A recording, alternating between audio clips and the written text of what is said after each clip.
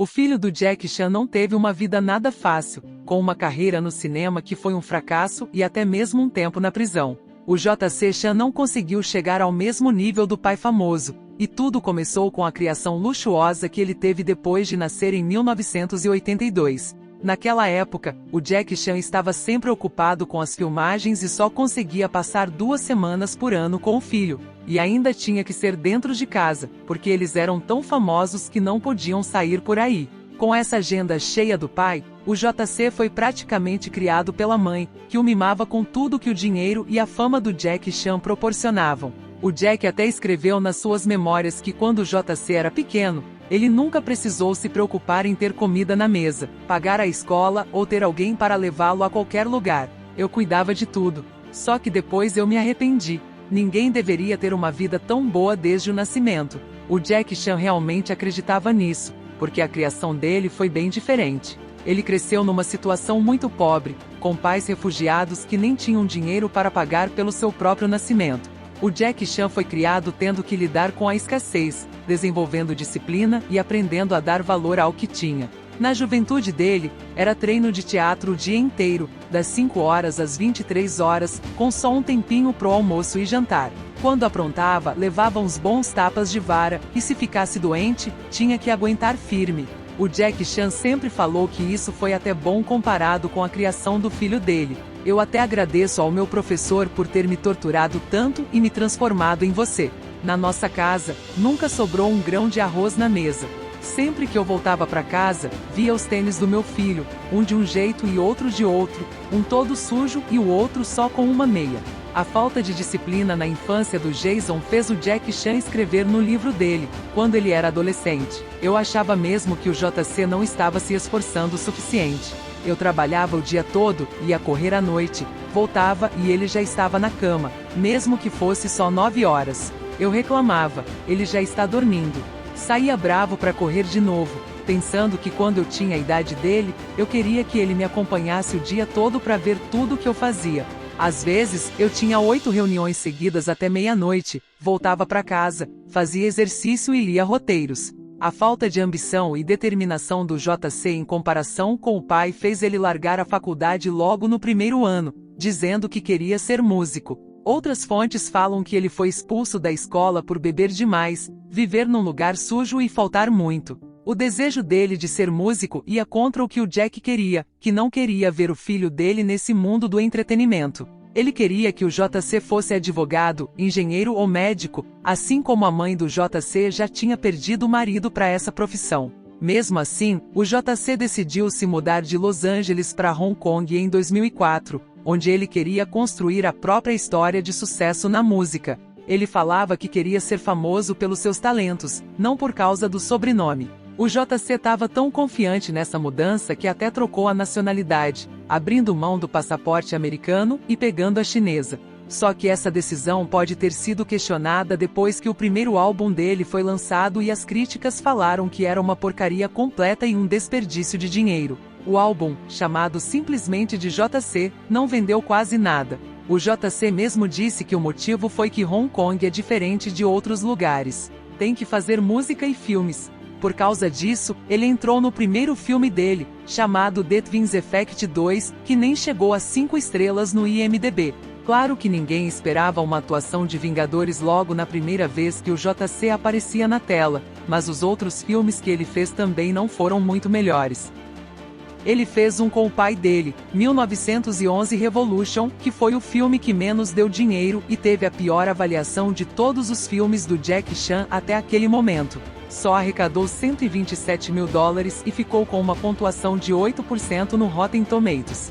Um ano depois, o JC fez um filme chamado Double Trouble, onde ele fazia o papel principal. Esse filme também deu o que falar na mídia, mas só porque arrecadou $9 mil nas 2 primeiras semanas e virou um dos maiores fracassos de bilheteria da história. E para piorar, o JC ainda fez o papel principal num filme chamado Voever, que teve até uma lei do governo dizendo que tinha que passar em metade dos cinemas do país. Mas mesmo assim não chegou ao top 10 na China e só tem 15 avaliações no IMDb desde que lançaram em 2012. A única coisa boa pro JC parecia vir da música. porque o segundo álbum dele chegou ao topo das paradas em Taiwan em 2010. Só que parece que o álbum não teve sucesso a longo prazo, porque não tem nenhuma resenha online sobre as músicas e demorou quase meia hora para achar a lista de faixas. Tanto faz como foi o desempenho do álbum, porque no dia 18 de agosto de 2014 o JC se meteu num escândalo danado ao ser preso no apartamento luxuoso dele em Pequim, que valia 10 milhões de dólares. Ele até admitiu que tinha uns 100 gramas de maconha no armário. Isso acabou com a reputação da família Chan, já que o Jack Chan era o embaixador oficial antidrogas da China desde 2009. Por causa disso, o Jack Chan foi às redes sociais pedir desculpas, escrevendo: "Tô muito puto e surpreso com o meu filho JC por se meter numa roubada dessas. Como figura pública, tô morrendo de vergonha. Como pai, tô arrasado. Nem consigo descrever a dor da mãe dele.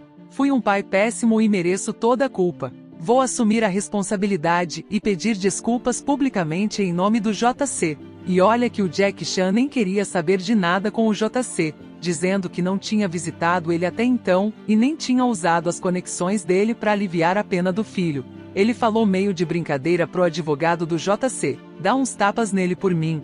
Mesmo com o Jack Chan querendo se afastar do JC, o governo chinês foi na contramão e transformou o JC num exemplo público contra as drogas. Até transmitiram o julgamento dele na televisão, que rolou uns 4 meses depois da prisão. O JC pegou 6 meses de cadeia e teve que pagar uma multa de $320 por causa das drogas e por deixar os outros usarem na casa dele. O JC aceitou a sentença numa boa, falando: "Eu fiz merda e tenho que pagar. Quando eu sair daqui, não vou repetir essa burrada, porque decepcionei minha família e meus amigos mais uma vez." Só que isso não foi suficiente para os pais dele, que nem apareceram no julgamento. Enquanto estava na cadeia, o JC mandava cartas para a mãe dele, explicando que se envolveu com drogas por causa das más influências que tinha e que começou a depender delas para se acalmar quando estava triste. O JC também escreveu sobre as dificuldades que enfrentou por crescer numa família famosa e revelou que a pressão de ser famoso era foda. Ele expressou sua insatisfação com o Jack por não se importar o suficiente com ele, mas o pai dele não estava a fim de dar nenhuma simpatia. O Jack Chan falou numa entrevista: "Espero ser um embaixador antidrogas para sempre. E até espero que depois que o JC sair da cadeia, ele possa ser um embaixador também, falando para todo mundo ficar longe das drogas." E ainda falou publicamente que é a favor da pena de morte para certos crimes graves. Além disso, o Jack Chan anunciou que ia doar toda a grana dele, que dá uns 350 milhões de dólares, para caridade e não ia deixar pro JC. Ele falou: "Se ele conseguir, ele que corra atrás do próprio dinheiro. Senão, só vai estar desperdiçando o meu." O problema é que a capacidade do JC de ganhar dinheiro ficou bem limitada por causa do escândalo. Por exemplo, nos 3 anos antes da prisão dele, o JC atuou em 10 filmes diferentes, mas desde que foi preso há quase 10 anos, ele só apareceu em 3 filmes. Em um deles, nem teve o nome nos créditos. Depois desse escândalo, o JC também perdeu contratos de patrocínio com empresas como Adidas, Nivea, Yeshion, Johnson & Johnson, Street Gun, KFC e Chevrolet. A situação ficou tão ruim que ele voltou para os Estados Unidos, mesmo não sendo mais cidadão de lá. O pai e o filho ainda têm residência em Hong Kong, mas quase não passam tempo juntos. O Jack Chan, com a carreira de ator, empresário e embaixador honorário da cidade, vive cheio de compromissos. Parece que os dois se acertaram desde que o JC voltou para os Estados Unidos, mas o JC continua tentando se diferenciar, falando: "Não quero ficar sempre na sombra do meu pai. Quero ser diferente", e que tá cansado de ser conhecido só como filho do Jack Chan. Desde que voltou para os Estados Unidos, o JC tá batalhando para mudar de vida e até dirigiu o primeiro filme dele em 2021, chamado Boa Noite, Pequim. No IMDb, aparecem mais 2 filmes dele a caminho. É interessante ver a trajetória do JC Chan e as dificuldades que ele enfrentou na vida. A criação privilegiada e a falta de disciplina com certeza influenciaram nas escolhas e nos resultados da carreira dele. Mas é bacana ver que ele tá tentando seguir o próprio caminho e se reinventar como diretor. O relacionamento com o pai, o Jack Chan, teve altos e baixos, mas torço para que eles consigam encontrar um equilíbrio e se apoiar. O futuro do JC na indústria do entretenimento ainda é incerto, mas com determinação e persistência, ele pode superar os desafios e conquistar o próprio sucesso. E assim chegamos ao fim da história do JC Chan, um cara que teve que enfrentar muitas barreiras para encontrar o lugar dele no mundo. É uma jornada cheia de altos e baixos, mas também de oportunidades para crescer e se descobrir. Espero que essa história tenha te interessado e te dado uma visão mais profunda da vida do JC Chan e da relação dele com o pai, Jack Chan. Lembre-se, cada pessoa tem a própria jornada e é importante respeitar e valorizar as escolhas e experiências de cada um. Valeu por acompanhar e até a próxima história emocionante.